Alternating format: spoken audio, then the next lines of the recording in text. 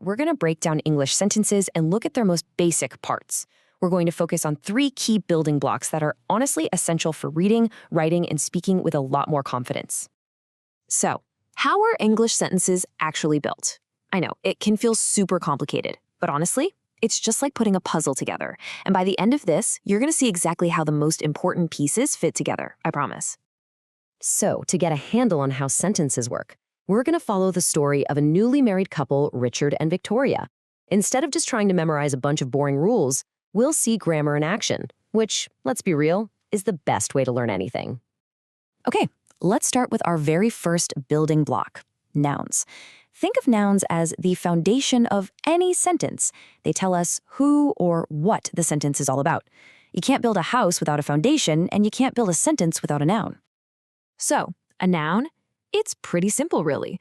It's just a word for a person, a place, a thing, or even an idea. Let's find some examples in our story about Richard and Victoria. In this sentence, we see a few nouns that name a person's role or job: husband, banker, and driver. And, of course, the name Richard is also a noun. You see how all these words are basically answering the question, who are we talking about? And it's not just people. Nouns can be places too.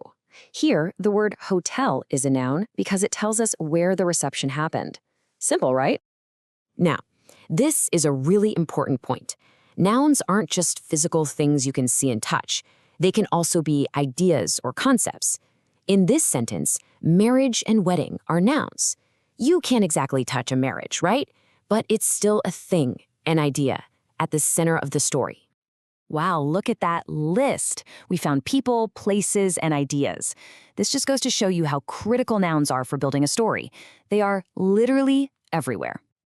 Okay, so we've got our nouns, our who and what. But right now, they're just sitting there. They need to do something. And that brings us to part 2, verbs, the words that bring all the action. A verb is a word that shows an action or a state of being. Basically, these are your doing or being words. I like to think of them as the engine of the sentence. They make it go. Let's look at an action verb here. The young couple has just returned. So what did the couple do? They returned. That verb phrase, has returned, tells us exactly what action the noun, couple, just did. Let's check out another one. If you stop communicating, what chance do you have?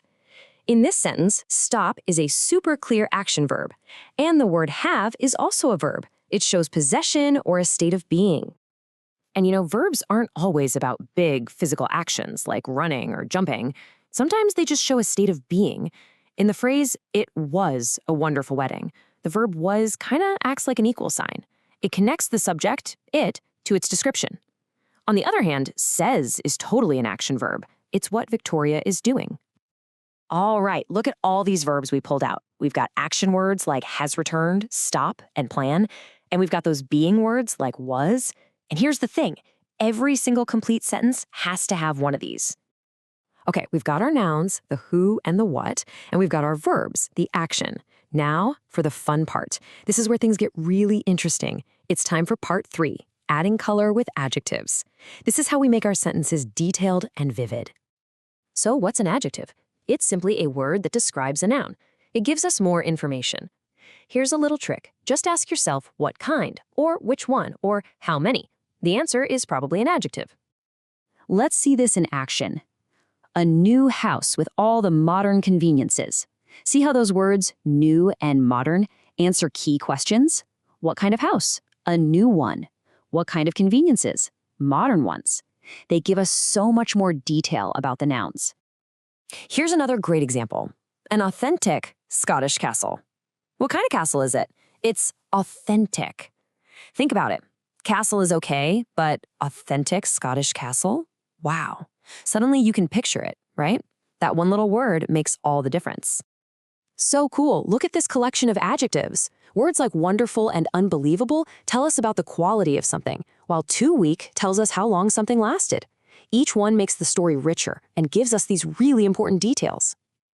Okay, deep breath. We've learned about the 3 key parts. We have all the pieces. Now let's put them all together and see the magic happen. This is where it all clicks into place. Okay, let's break this sentence down piece by piece. First, who are we talking about?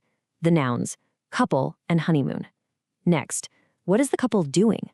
The verb tells us they have returned. Now let's add the color. What kind of couple? The young couple. What kind of honeymoon? A 2-week honeymoon. See how each part adds a whole new layer of meaning? It's awesome.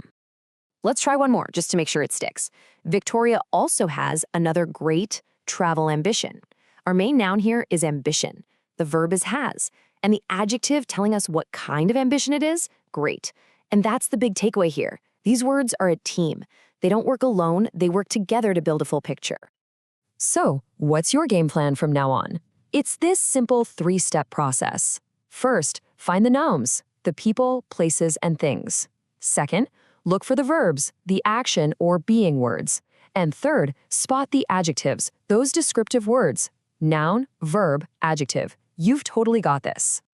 You now have the key to unlocking English sentences. So I've got to ask you, what story, what article, what email are you going to understand just a little bit better today using these new skills? Go on, give it a shot. You'll be surprised at what you see. Thanks for watching.